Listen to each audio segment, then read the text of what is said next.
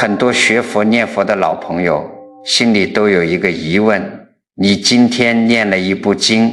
或者在路上做了一件善事，你可以双手合十，把这个功德回向给一个素不相识的人，甚至回向给十方众生，对不对？这个功德福报是可以送出去的。可是反过来，一旦你的伴侣，你的亲生骨肉，他们造下了恶业，或者命里有躲不开的劫难，你再心疼，再想扛，却一丝一毫都挪不到自己身上。诸位仔细想想，现实中是不是到处都有这种痴情人？有的当妈的眼看着女儿遇人不淑，在婚姻里被折磨得痛不欲生，老母亲在家里急得整宿睡不着。有的当妈的眼看着女儿跑到菩萨面前又哭又磕头，说千难万难冲我来，我愿意把我女儿命里的恶缘全都背到我这把老骨头身上，只要能换我女儿一个清净平安。再比如有些当爷爷奶奶的，看到孙子孙女一出生身体就不好，或者碰上了什么过不去的凶险坎坷，老人心如刀绞啊，私下里偷偷发誓跟老天爷说，小孩子是无辜的，哪怕让我明天就闭眼，把我剩下的福禄寿全抽走补给这个孩子，我也心甘情愿。这种为了骨肉至亲连命都可以不要的痴情，天地看了都要动容。可是诸位啊，我今天必须狠下心来问一句扎心的话，你们发了这么重的誓情，结果呢，老天爷收下你的交易了吗？事情真的变好了吗？结果很残酷，不仅没变好，很多人甚至发现自己越是想替他们扛，家里的情况反而越乱，最后连自己也搭进去了，抽出了一身病。到了这一步，很多人心里就开始绝望，开始抱怨了，说佛法不是讲大慈大悲吗？老天爷不是最疼苦命人吗？既然天道允许我们把好的东西，把所谓的功德送给别人，为什么就不允许咱们把坏的业障，把灾祸替最爱的人背走呢？难道老祖宗留下的这些天规只允许咱们同甘，就一点人情都不讲，绝不允许我们替亲人共苦吗？我告诉你们，很多人念佛修行了一辈子，恰恰就是在因果这条最根本的天规上连底线都没摸清。你以为你发愿替他受罪，那是慈悲，但在天道铁律面前，你这叫越界。佛法里有一条最冷酷，同时也最不讲情面的分界线，它明明白白地告诉咱们，在这片天地间有两种完全不同的东西。有一种东西，它是可以顺着你们之间的血缘和善念，像点起一盏灯一样把光芒照过去的，这就叫功德。但还有另一种东西，它是死死绑在每个人的神识里的，就像深深刻在石头上的字，谁也拿不走，谁也替不了，这就叫因果。你总觉得只要我够诚心，只要我付出的代价够大，我就能像替他还钱一样，把他的业障也给还清了。你若是抱着这种心态去求神拜佛，你去回向，那你不仅救不了他，还会把自己也搭进去，最后两个人一起在这苦海里往下沉。今天这堂课，咱们就把这个千古以来的大困惑给它掰开了讲透彻。要想彻底弄明白这个问题，你得先搞懂咱们常说的因果业报到底被记在了哪里。因果不是天上有一位神仙，手里拿着一个厚厚的账本，专门记下你今天干了什么坏事，扣了你几分。要是因果真的只是外面神仙手里的一本账，那确实能通融。既然是账本，我多送点钱，或者我找个人替他受罚，把账本抹平不就行了吗？这也就是为什么现实中有那么多人一遇到灾祸，第一反应就是花大价钱去做法事，以为花钱就能把业障给买断。但佛法明明白白地告诉我们，因果根本不是外面有个账本，神明也绝对不会替你记账。你造下的每一个业，无论是善是恶，它是时时刻在你自己的神识里的。什么是神识？你们可以把它当成是你灵魂深处的一个大仓库，一个生生世世跟着你的记忆库。你这辈子哪怕只是在心里偷偷动了一个坏念头，起了一丝贪心，或者撒了一个谎，哪怕全天下都没人发现，但是只要这个念头一动，它立刻就在你自己的那个仓库里种下了一颗种子，刻下了一道痕迹，别人看不见，但它已经牢牢长在你的命里了。这颗种子只有你自己能感知，只有你自己能转化，谁也偷不走，谁也替你拔不掉。诸位仔细想想，是不是这个理？你的儿子如果在外面骗了人，欠了债，你可以卖房子替他把钱还上，你甚至可以厚着老脸替他去给债主磕头道歉，但是你能替他生出当初去骗人时的那颗贪婪的心吗？你不能啊。那颗贪婪的种子是他自己起心动念，种进他自己的神识里的。你就算替他挨了一刀，你也没办法把手伸进他的心里，把他那股子贪心和恶习给挖出来，种到你自己的心里去。我认识一位林阿姨，65岁了，她就是因为不懂这个道理，吃了大亏，交了极其惨痛的代价。林阿姨有个儿子30出头，本来工作挺踏实，后来交友不慎，沾上了网络赌博。诸位要知道，那东西是个不见底的黑洞啊！没多久，这儿子就欠下了天大的债务。林阿姨发现的时候，天都要塌了。她怕儿子要是被抓了，这辈子就全毁了。家里丢不起这个人，她更怕自己老了以后，连个养老送终的人都没有。出于这种极度的恐惧和溺爱，林阿姨做了一个决定，她瞒着老伴，硬是把家里唯一一套准备留着养老的房子给低价卖了，东拼西凑，替儿子把那个大窟窿给填上了。如果事情到这里结束，那也就是破财消灾。可是林阿姨心太软，又太糊涂，儿子刚消停了几天，她心里还是不踏实，总怕儿子身上还带着什么霉运。于是她一个人跑到庙里，跪在菩萨面前发了一个誓。她痛哭流涕地说，菩萨，千错万错都是我当妈的没教好，只要我儿子以后能躲过灾祸，平平安安，我愿意折寿10年，让他身上的所有霉运和业障都让我这个老太婆来扛。林阿姨觉得我连命都不要了，我用10年的阳寿去换的，菩萨总该感动了吧，因果总该放过我儿子了吧。结果呢，他这不叫慈悲，他这是亲手把儿子往火坑里推。他儿子看到自己闯了那么大的祸，竟然奇迹般的被老妈用钱摆平了，心里产生了一个极其可怕的念头。他觉得不管自己惹多大的麻烦，哪怕天塌下来，老妈都能变出钱来兜底。而且老妈还在佛前发了誓，连老天爷的惩罚都有老妈扛着。这一下，他心里对因果最后的那一点点敬畏彻底消失得无影无踪。不到半年，他又去赌了，因为觉得有人扛。这次下注更狠，借了外面利滚利的高利贷。没多久，人家凶神恶煞的逼上门来要债了。儿子准备连夜跑路的前一晚，林阿姨彻底崩溃了。她死死拉着儿子的手，哭得站都站不住。你们猜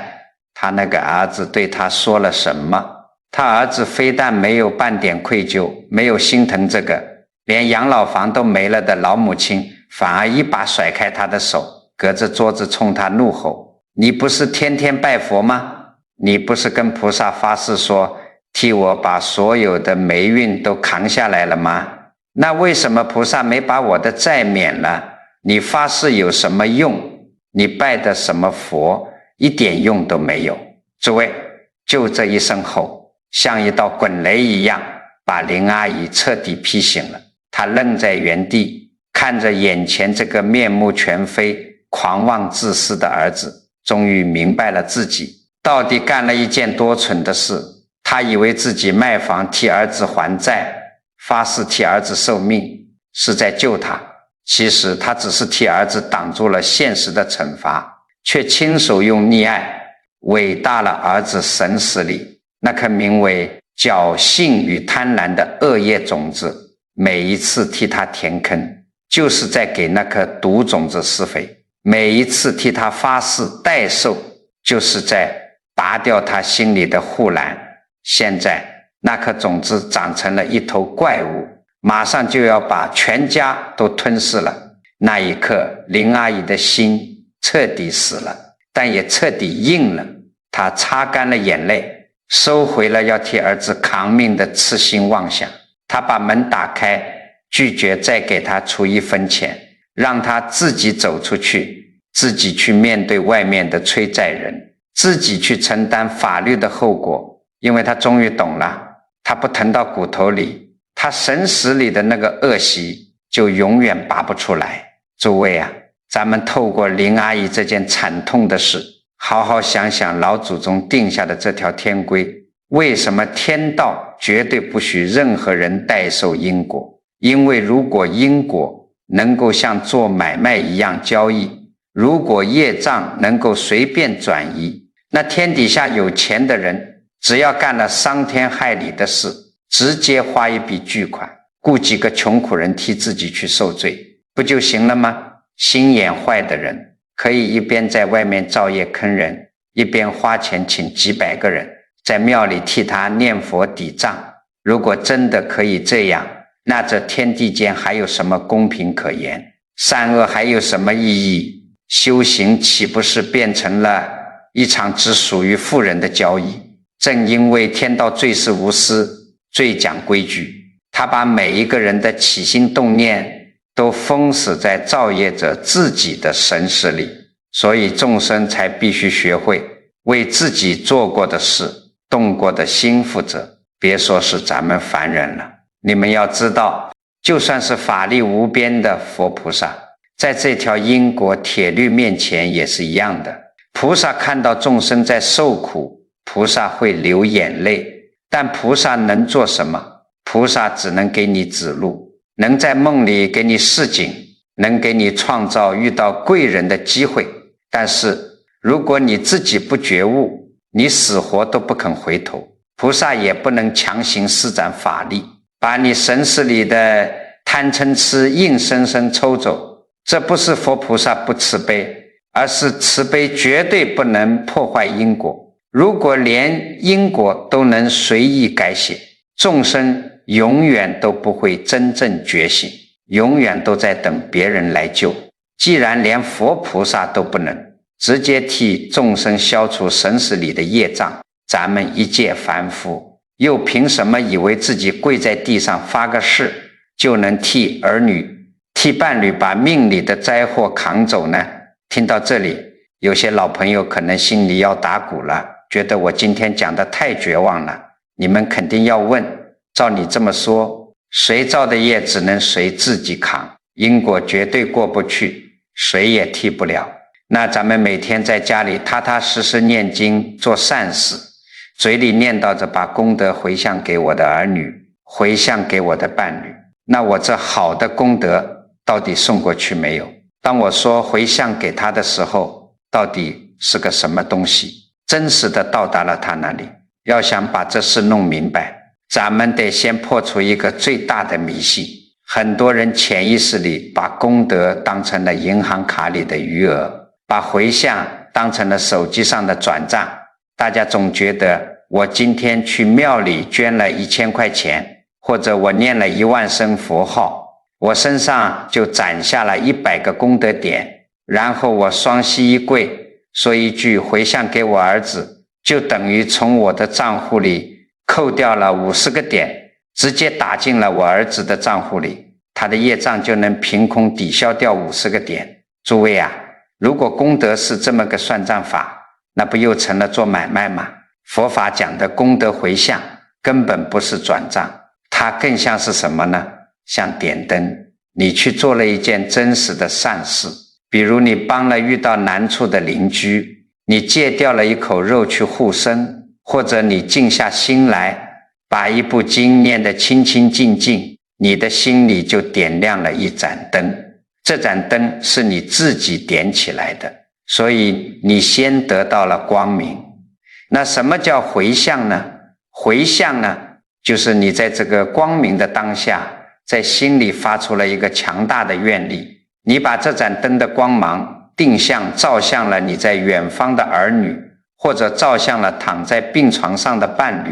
你本来只是为了求自己平安，这盏灯只能照亮你那一间小小的屋子，但当你的心量扩大，发愿说愿这功德也让我的家人甚至天下受苦的人都能得到安宁时，你的愿力就像一个放大镜，把你这盏灯的光芒顺着你们之间的血缘和因缘瞬间照通了过去。光照过去，不仅不会让你自己的灯变暗，反而让这片天地变得更亮了。所以你要记住，回向之所以能起作用，前提是你自己得先有真实的善行作为灯油。你如果什么真实的善事都没做，连自己的脾气都没改，每天光凭着嘴皮子念一句回向文，那就等于手里只拿着一张送货单，仓库里却是空的。你又能给别人送去什么光呢？那么最核心的问题来了，你的光照过去了，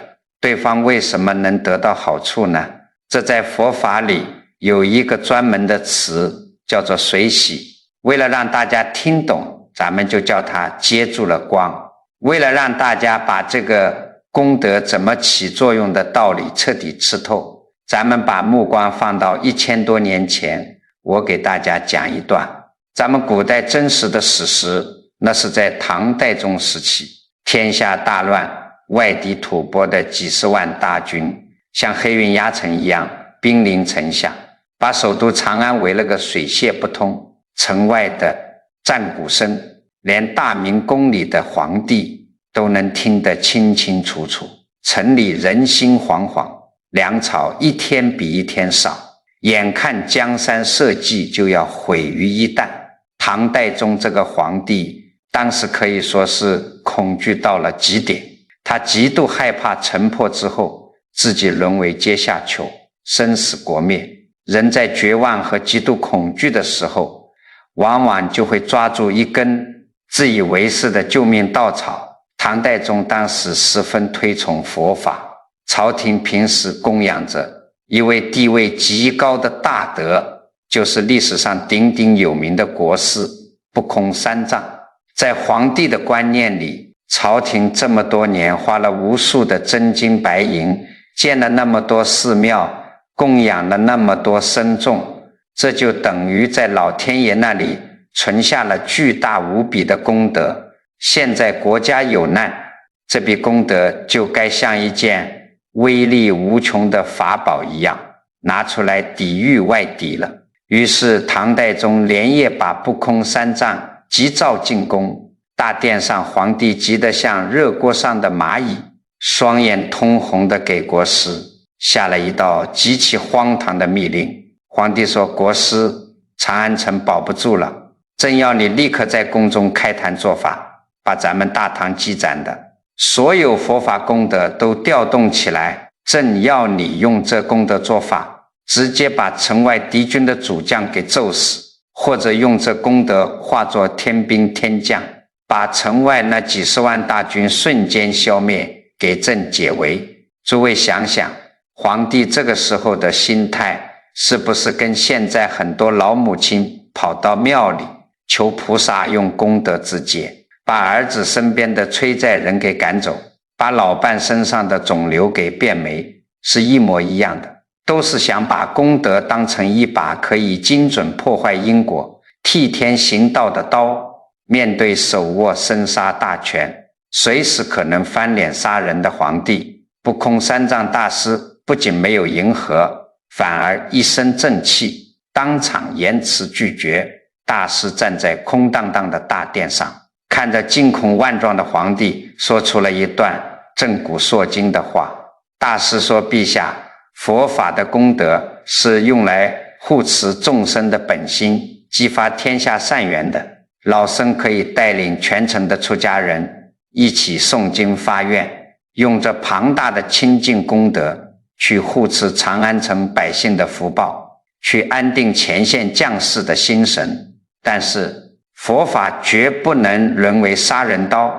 绝不能用所谓的功德去强行消灭他人的业报。如果真能凭仗功德去随便改写因果，想要谁死就谁死，想消谁的业就消谁的业，那这天下的因果铁律何在？天道岂不是乱了套？不空三藏这番掷地有声的话，直接戳破了唐代宗把功德当交易、当武器的妄想。皇上听完如梦初醒，惊出一身冷汗。他终于明白，哪怕自己贵为天子，拥有倾国的财富，也不能用所谓的功德去强行抹除任何人的因果。要想解开眼前的死局，不能靠神仙下凡来变戏法，只能靠自己去转念，去实实在在地种下善因。于是唐太宗彻底放下了用佛法搞精准打击的妄念，他不再躲在后宫里求神弄鬼，而是亲自换上便服，走到城墙上去安抚守城的将士。他打开皇家的粮仓，去救济城里的百姓，把城里的人心死死聚拢了起来。诸位，这就是不空三藏发出的功德之光。唐太宗在那一刻真真切切地接住了光，因为皇帝的心定了，城里的百姓和将士们感受到了这股安定的力量，前线的将士爆发出极强的斗志，拼死抵抗。加上后来敌军内部发生变故，最终外患渐渐退去，长安城奇迹般的保住了。你们看懂这段厚重的历史了吗？不空三藏大师护住长安城，靠的不是发个神通把敌人都捏死，那是违背因果的。他靠的是告诉所有人，功德是一盏护持本心、唤醒良知的灯，把这个道理拉回到咱们眼前的日子里。你天天在家里为那个在外头瞎折腾的儿子念经，为你那个脾气暴躁的老伴回向，你到底在做什么？你没有办法用念经的功德直接把他欠下的几十万债给变没，你也没有办法把人家心里长了几十年的暴躁脾气给强行抽走。但是你每天坚持行善，坚持回向，这股极其强大的清净愿力会顺着你们之间的亲缘笼罩在他身边，这就相当于在他神识的周围布下了一层温暖的善缘。当他下一次又想去造业，或者又想发脾气的时候，这层善缘可能会让他突然感到一阵莫名其妙的心慌，可能会让他刚好碰见一个能把他骂醒的贵人，或者让他在临门一脚的时候脑子里突然闪过你这张流着眼泪的老脸，让他手一抖，悬崖勒马。只要他在那一刻心里生出了一丝愧疚或者害怕，那就是他自己接住了你送过去的功德之光，种下了他自己的心善因，这就叫回向。你替别人行善回向，送过去的从来不是一张免罪金牌，而是一次帮他避开大祸，让他自己醒悟的助缘。既然弄明白了，咱们千辛万苦送过去的只是一个帮他醒悟的助缘，这个时候咱们很多老朋友心里肯定又要觉得委屈，觉得不痛快了。大家肯定会觉得，我每天省吃俭用掏钱去放生，跪在冰冷的地砖上磕头念经。我花了这么大的心血，受了这么多累，怎么到头来仅仅只给他换来了一个从旁推一把的助缘？为什么佛菩萨不能把我累积的这些功德通通化作好运，时辰时地全部砸在我儿子老伴身上，直接把他们眼前的难关给平掉呢？关于这个功德到底怎么分的问题，佛法把里面的账算得极其严密，绝不让人吃半点亏，但也绝不允许任何人钻因果的空子。大家平时去庙里或者在家里念经，很多人都念过地藏经。地藏经里有一句极其著名的话，很多人念了一辈子都没真正想通。经文里说，你为别人行善、诵经、做功德，这所有的福报分成了7分，其中有6分是留给你这个做善事的人自己的，而你回向的那个人只能得到1/7。很多老朋友看到这里心里很不痛快，觉得佛菩萨怎么还带中间抽成的呢？我明明是全心全意为了我儿子去放生去念经的，为什么他只能拿到1分？大头全落在我自己身上了，我不要这6分，我求求菩萨，你把这7分全给我儿子行不行？诸位啊，你仔细想想，为什么天道要定下7分获益的规矩？因为这件善事是你起心动念去做的，买东西放生的钱是你省吃俭用掏出来的，跪在佛前念经磨破的膝盖是你自己的，你的身体、你的时间、你的发心完整的走过了一遍，放下自私，升起慈悲的过程。在这个过程中，你自己的神识被洗刷得干干净净，你种下了极其强大的善因，所以这6分的福报自然就长在你的命里，这是因果的公平。而那个被你回向的人呢，他可能还在外面花天酒地，可能还在蒙头睡大觉，他没有付出任何真实的行动，他只是被动地接受了你送过去的光。这1/7就是老天爷看在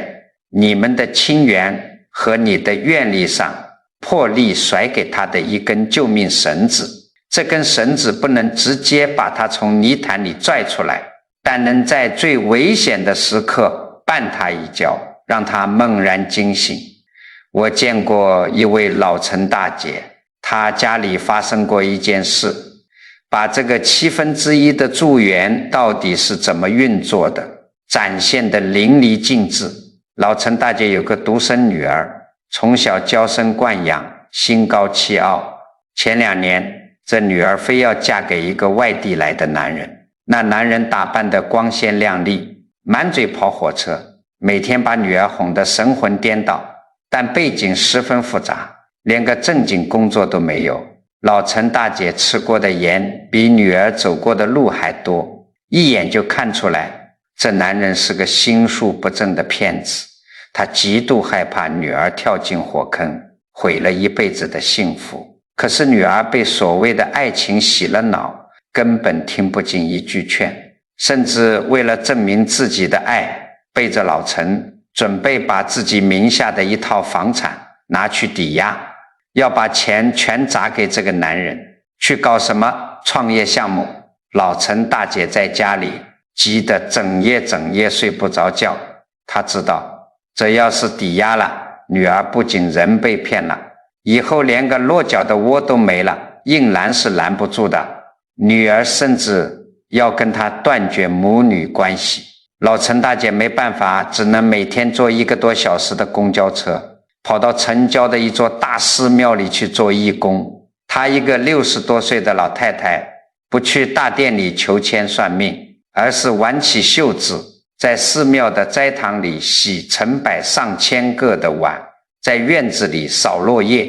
她把自己累得腰酸背痛，然后跪在佛前，把这份最辛苦最亲近的福德回向给女儿。老陈大姐的愿力发得极其清楚，他没有说求菩萨保佑我女儿发大财，他流着眼泪说我不求别的，只求护法神给我女儿一个机缘，让她在领证之前看清这个男人的真面目，别让他造下毁掉自己一生的恶业。就在女儿和那个男人约好，拿着房产证去公证处办抵押，顺便领结婚证的前3天出事了。那天女儿提着包兴冲冲地走进公证处大楼的电梯，结果电梯刚走到一半，突然哐当一声巨响，卡在半空不动了，里面的灯也全灭了。女儿一个人被困在漆黑幽闭的电梯里，吓得浑身发抖，赶紧按紧急呼叫，又掏出手机给那个等在门外的未婚夫打电话求救。按照常理，未婚妻被困在电梯里，随时可能有生命危险。外面那个口口声声说爱他爱到骨子里的男人应该急疯了才对。可是这男人接起电话后，不仅没有半句安慰，反而暴跳如雷。为什么？因为他那天下午约了一个放高利贷的大客户，原本计划办完房产抵押就立刻去拿钱填自己的旧窟窿。现在女儿被困在电梯里，不仅抵押办不成，还会害他错过见客户的时间，他外面的雷就要爆了。隔着电梯门，那男人彻底撕下了伪装，他在外面破口大骂，骂的话极其难听，甚至用脚猛踹电梯门，吼着说你是不是故意在这个时候给我找麻烦？你知不知道老子1分钟几十万上下？你赶紧给我想办法爬出来，耽误了老子的事，我弄死你！女儿在漆黑的电梯里被困了整整2个小时，这2个小时里，外面的男人没有去喊救援，只是一遍又一遍地辱骂他，威胁他，暴露出极度狂躁、自私和冷血的真面目。等救援人员终于把电梯门撬开，把女儿拉出来的时候，外面的男人还想冲上去拉扯她。女儿站在走廊里，看着眼前这个面目狰狞、熟悉又陌生的男人，之前脑子里那些浪漫的粉色滤镜在一瞬间彻底碎裂了。她一言不发，什么都没解释，直接把包里的房产证死死抱在怀里，转身走出了大楼，打车回了家。当天晚上他就宣布取消婚礼，彻底拉黑了那个男人。后来没过半年，警方通报，那个男人因为长期在多地诈骗单身女性的房产，已经被抓捕归案。诸位，你们看懂老陈大姐这个回向的作用了吗？老陈大姐在寺庙里洗碗扫地，累出的那一身汗，就是她种下的真善因。这7分功德有6分留在了老陈大姐自己的神识里，化作了她晚年遇事不乱的定力，而剩下的那1/7跨过虚空送到了女儿的身边。但这1/7的助缘并没有给女儿送来一个风和日丽的艳阳天，而是给她送来了一场惊心动魄的电梯故障。这就是佛法里最深刻的智慧。真正有效的回向，往往送达的方式并不是让你舒舒服服的顺境，而是一个让你看清真相、猛然痛醒的逆境。那场可怕的幽闭困境，那个男人爆发的怒火，就是女儿生命中的一次当头棒喝。他没有免除女儿识人不清的代价，却在最要命的关头深深拦住了她跳进万丈深渊的脚步。收到回向的人得到的是一次看清自己、看清因果的机会。至于他能不能顺着这根绳子爬上来，还得看他自己。老陈的女儿在电梯里感受到了恐惧，看清了真相，她做出了转身离开的决定，这就叫她自己接住了那束光。但是讲到这里，大家必须清醒地认识到一个残酷的现实：回向送过去的助缘，确实能在悬崖边上生生拦住你的亲人，帮他避开眼前的陷阱，不至于再去造下毁掉一生的大恶业。可是那些早就死死种在他神识里的旧障呢，比如老陈女儿以前因为任性伤害父母造下的口业，比如咱们每个人早年间因为贪嗔痴种下的那些毒种子，既然天道不发免罪金牌，因果也不能像黑板上的粉笔字一样被凭空擦掉，那些已经存在的坏种子以后长出来了，结出苦果了，咱们到底该怎么办？很多老朋友心里肯定要心疼，要犯嘀咕了。难道咱们每天替他修复回向，在这些必须偿还的旧账面前，就真的一点忙都帮不上，只能眼睁睁看他受苦吗？其实佛法真正的慈悲就藏在因果最后兑现的这一步里。为了教大家怎么去化解这个注定要来的苦果，佛法里有一个极其通透，可以说是把因果业力看透到骨子里的比喻。你把这个比喻听懂了，你这辈子面对家里人注定要承受的苦难，就再也不会焦虑，再也不会绝望了。这个比喻叫做盐与水。诸位，咱们把每个人神识里造下的恶业，欠下的旧账，比作一把又苦又涩的盐。因果的铁律是什么呢？是这把盐既然是你自己抓起来的，它就必须要放进你自己的水杯里，谁也不能替你把它扔掉。你替儿子发誓，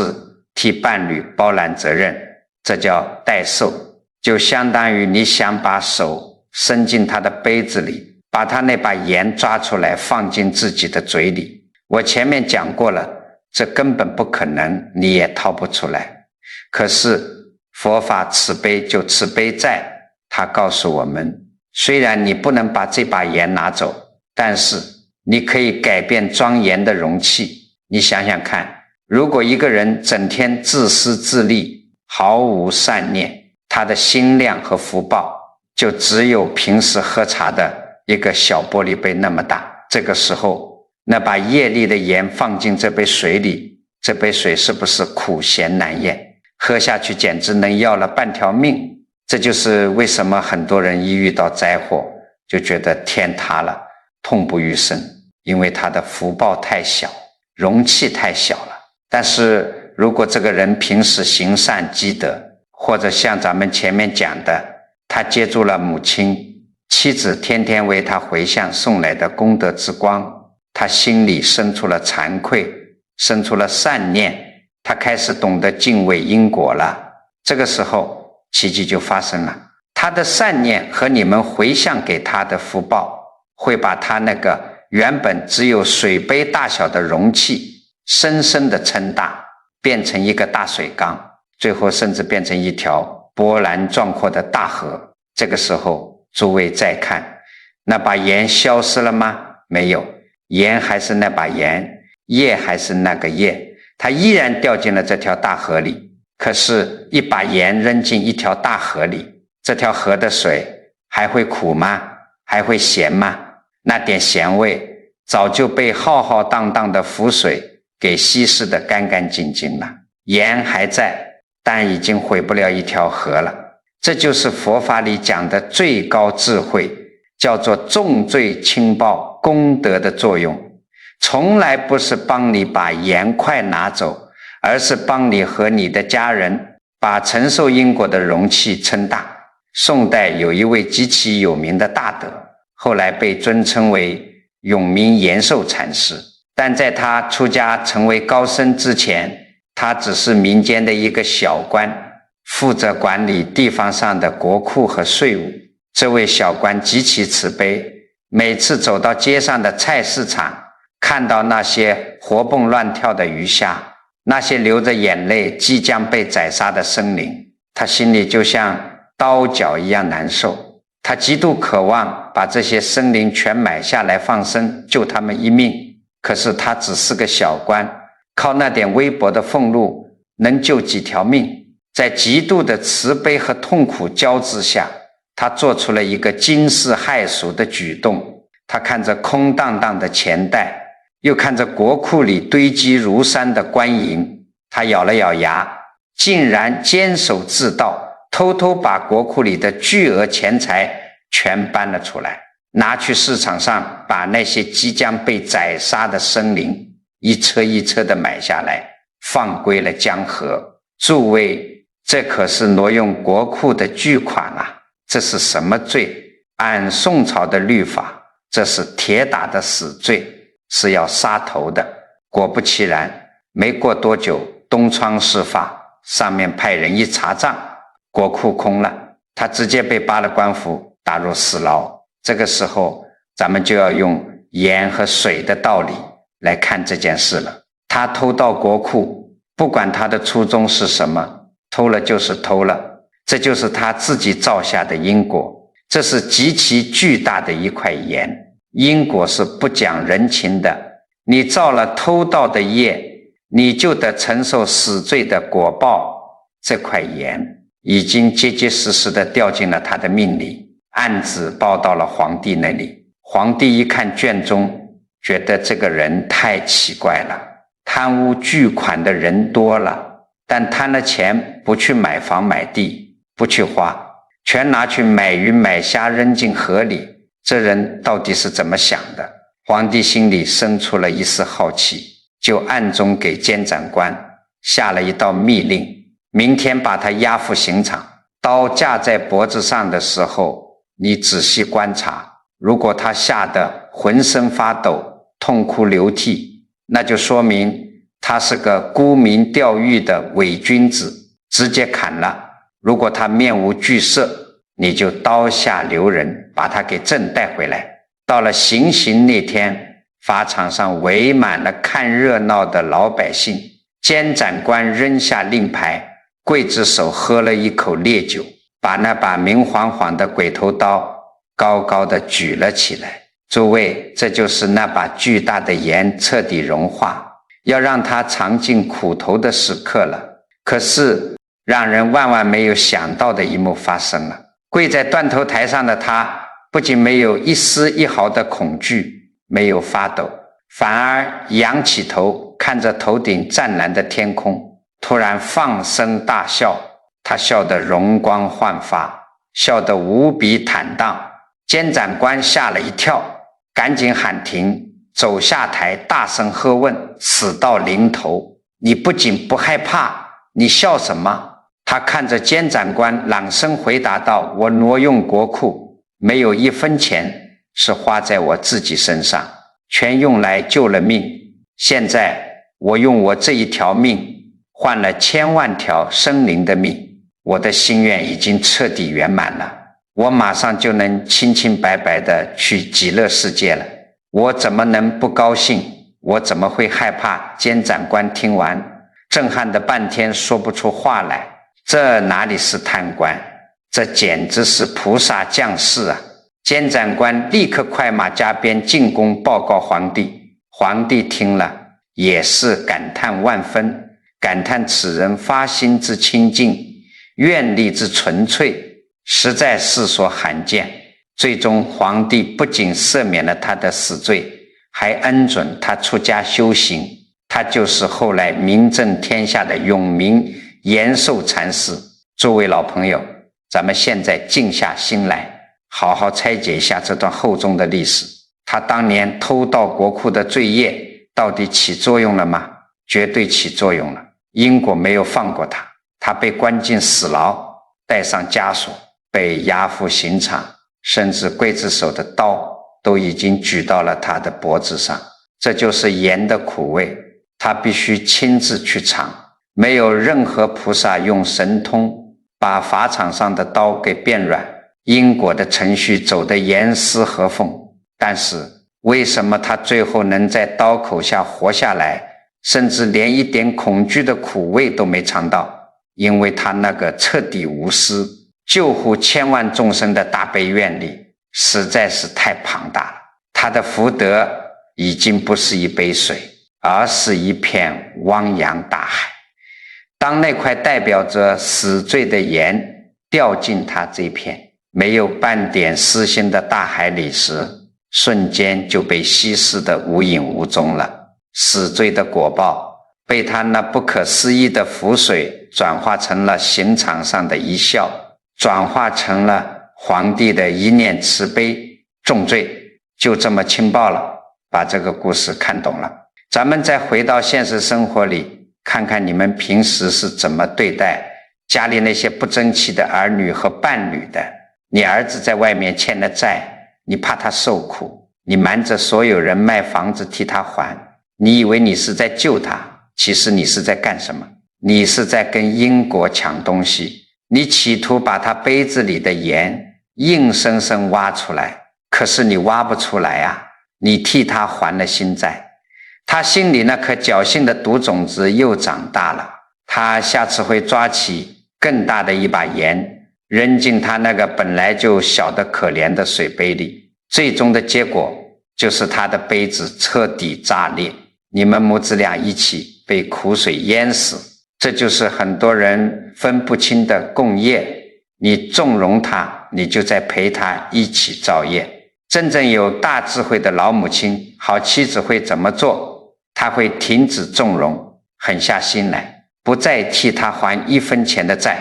不再替他掩盖一个谎言，他会让儿子自己去面对债主，自己去承受丢脸、破产甚至法律的惩罚。这叫什么？这叫让他自己去吃下他自己放进去的盐，痛苦是他必须承受的，因为有些痛苦正是因果最后一次叫醒他的声音。你如果连这个声音都替他挡住，他就只能闭着眼睛继续往地狱里走。但是这绝不代表你抛弃了他，你在现实中划清边界，不替他扛雷，但你在背后依然每天为他念佛，为他去布施，为他回向。你是在用你的功德之光照亮他神识深处那一丝可能复苏的良知。只要他在债务逼门痛不欲生的时候，心里生出了一丝真正的后悔，觉得对不起父母，对不起老婆孩子，那他就是接住了你送过去的功德。就在他生出悔意的那一瞬间，他承受因果的容器就开始变大了。你的回向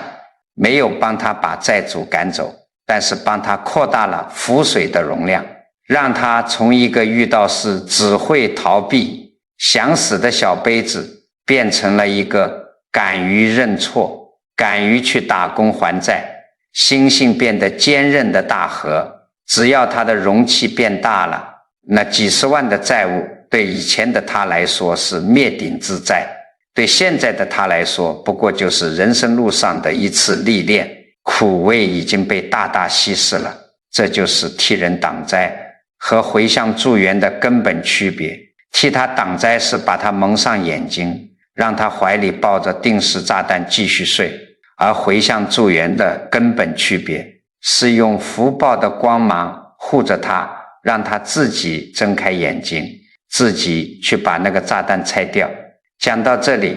我相信所有的老朋友心里都已经亮堂了。功德为什么能送过去？因为光能通。因果为什么不能代受？因为种子不能移。旧账为什么不怕？因为浮水可以撑大。可是道理虽然听懂了，真要落到每天柴米油盐的日子里，很多老朋友还是会手足无措。到底怎么回向才算是真正的点灯？我在佛前该说什么，不该说什么？面对那个正在闯祸的亲人，我在现实中到底该怎么配合？今天我就把这套最根本的因果智慧转化成你在家里就能照着做的3个步骤。以后家里再遇到事，你只要死死守住这3条边界，你就能真正把这盏灯安安稳稳地点亮。这第一步叫做先种真善因，再发清净愿。我遇到过很多想帮儿女转运的老人，他们每天最大的工作就是拿着一本经书或者拿着一张纸，在佛台前把那几句回向文来来回回的念，念完了看儿子还是没找到好工作，心里就发愁，说这回向怎么不灵啊？诸位你想想看，咱们前面说了，回向是把你点亮的灯光照向别人。如果你今天一整天都在跟邻居吵架，都在算计别人，或者你什么都没做，你心里那盏灯根本就是灭的，你拿什么光去照别人？你只念一句送货单，你仓库里连一粒麦子都没种，你能变出馒头来给别人吃吗？所以真正有效的回向必须建立在你做了真实的善事之上。你可以去菜市场买下几条鱼放生，你可以去给遇到难处的孤寡老人送口热饭，哪怕你只是今天一整天死死管住自己的嘴，一句恶语都不出，或者认认真真清清静静地念了一部经，这都叫真实的善因。有了这个灯油，你再去发愿，发愿的时候心里一定要清楚，你不要去跟菩萨提条件，你发清净愿应该怎么发，你要在心里默默地定向给他，你说我不求他发大财，我只求这份功德能化作护法神敲醒他的一记警钟，愿他能开启智慧，遇到善缘，早日认清他身边的那些恶友，离苦得乐。你发这种愿，心念越清净，不掺杂你个人的控制欲，这道光照过去的力量就越大。这第二步叫做戒除交易心，绝不乱发替命愿。这条边界是专门说给那些伴侣得了重病，或者儿女遭了天大灾祸的老朋友听的。人在这种极端害怕失去亲人的时候，最容易犯糊涂，最容易跑到庙里去发誓。就像咱们前面讲的那个林阿姨，动不动就说我愿意折寿10年替她受苦，我愿意把她的病痛全转到我身上。诸位以后这种话连想都不要想，半个字都不能提。为什么？因为当你发这种愿的时候，你潜意识里是把佛菩萨当成了可以讨价还价的商人，你是在拿自己的命做交易，因果是绝对不能替代的。你发这种愿，不仅不能把他神识里的业障拔出来，反而会造成极其可怕的后果。什么后果啊？你这叫违背天规，你非要硬扛，最后的结果往往是对方的病没好，你也倒下了，对方的灾没躲过，你们俩原本还能互相扶持的缘分，彻底变成了一团，死死纠缠在一起的共业，两个人一起在苦海里往下沉，连个能在岸上拉绳子的人都没有了。以后遇到这种大难，你在佛前该怎么做？你跪下来，把心态放平，你求佛菩萨什么呢？你求佛菩萨赐给他承受苦难的力量。你说我知道这是他过去生或者这辈子造下的因果，我求菩萨用慈悲之光照耀他，让他在这场病痛或者灾祸中能够心生忏悔，能够不再怨天尤人。愿我修行的微薄福报能帮他撑大心量，让他有勇气去走完这道坎，这才是真正的大慈大悲。你不是替他逃避，你是用你的愿力给他注入跨越磨难的底气。这第三步叫做阴阳两清净，让接福者自己伸手，功德的光你打过去了，助缘的绳子你递过去了，但如果他不肯伸手抓，那也白搭。所以在现实生活中，你必须守住这条极其重要的边界。如果你回向的对象是你的儿女或者伴侣，你在背后为他修福的同时，现实中绝对不能再去替他掩盖错误。他欠了债，让他自己去面对债主；他得罪了人，让他自己去道歉。你要鼓励他亲自去做一件哪怕很小的善事，比如你告诉他，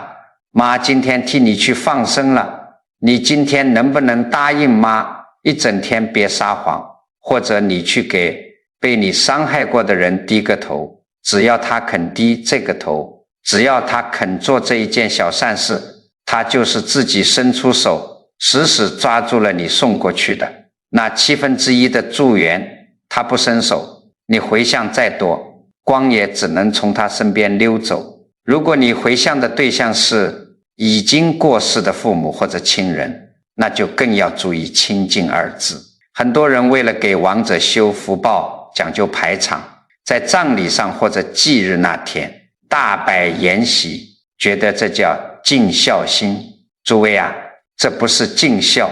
他生前造的业还没还清，你现在又为了纪念他，剥夺了那么多生灵的命，这些被动物的怨气，这笔心债最后算在谁头上？全都要算在那个亡者的神识里。真正懂佛法的孝子，给亡者回向，那是干干净净的，一碗清水，几盘清淡的素食，不杀生，不铺张。你把办筵席省下来的钱拿去救济穷人，拿去印经书，然后跪下来安安静静地为他念一部阿弥陀经或者地藏经，你用这种最亲近最不掺杂杀业的方式去回向，亡者在另一界感受到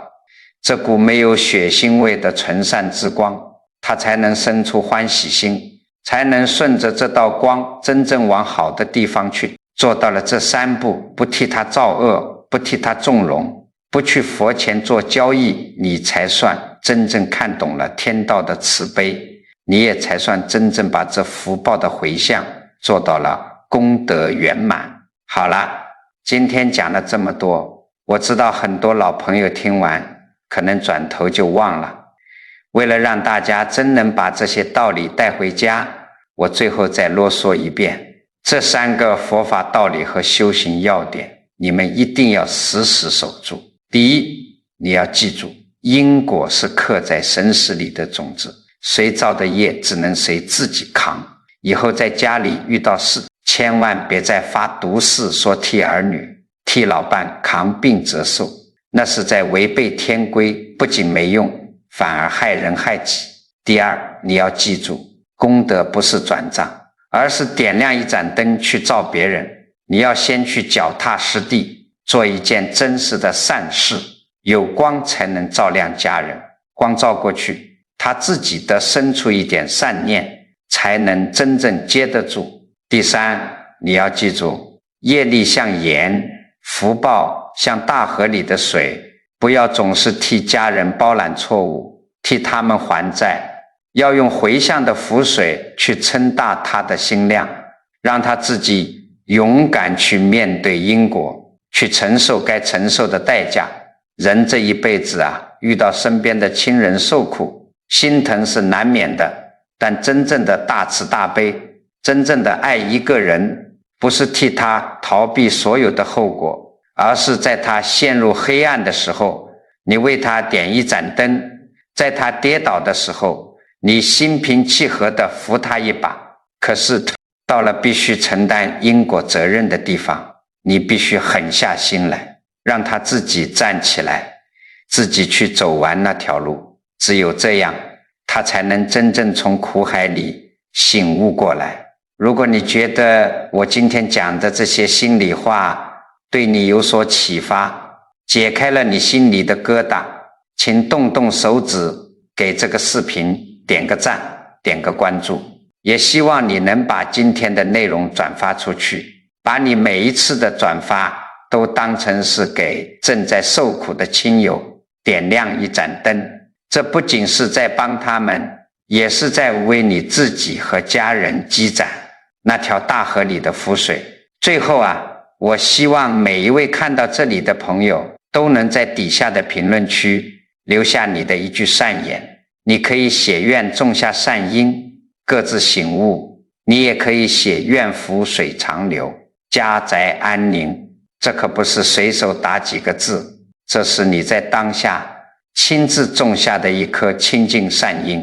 当千千万万个老朋友的善念在这小小的屏幕底下汇聚起来的时候，那是一股多么不可思议的正向能量场啊！你今天写下的每一句祈福，你散发出来的那股慈悲温暖的磁场，最终都会化作大河之水，清清白白的回向到你和家人身上。